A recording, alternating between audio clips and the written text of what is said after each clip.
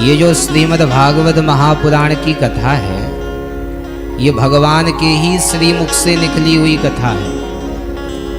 भाई भगवान के एक श्रीमुख से निकली जो भागवती कथा कहलाई, और एक परमात्मा के श्री चरणों से निकली जो भागीरथी गंगा कहलाई।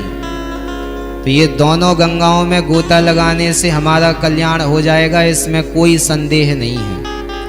चाहे गंगा जी में जाकर के हर हर गंगे कह करके खूब डुबकी मारो, और चाहे भागवत की कथा में आकर के ये कथा गंगा सप्ताह सरिता में खूब डुबकी लगाओ, दोनों जो हैं तरण तारण करने वाली हैं। अच्छा, वैसे तो भेद करना नहीं चाहिए, पर मान के चलो कि दोनों के बारे में हम लोग परिस्थिति देखें तो कैसे समझ में आएगी। जो भागवती गंगा है वो कैसी है? बोलिए, भागवती गंगा जो है वो जन जन के घर में भी जा सकती है।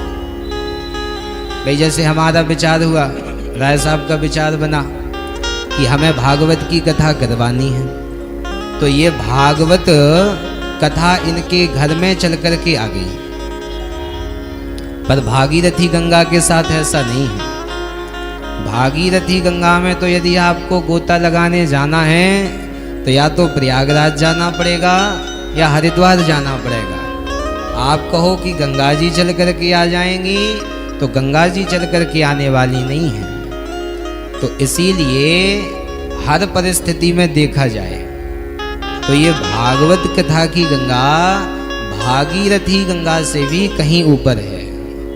तो इतनी दिव्य ये कथा है, तो हम लोग श्रवण क्यों नहीं कर पाते? बोले देखो, ये कलयुग की विशेषता है।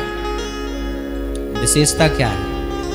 कलयुग में अच्छा कार्य व्यक्ति कम कर पाता है, अच्छे कार्य की तरफ उसका मन बहुत कम जा पाता है, और अभी व्यर्थ के कार्यों के लिए कह दो तो महाराज समय ही समय निकल आएगा।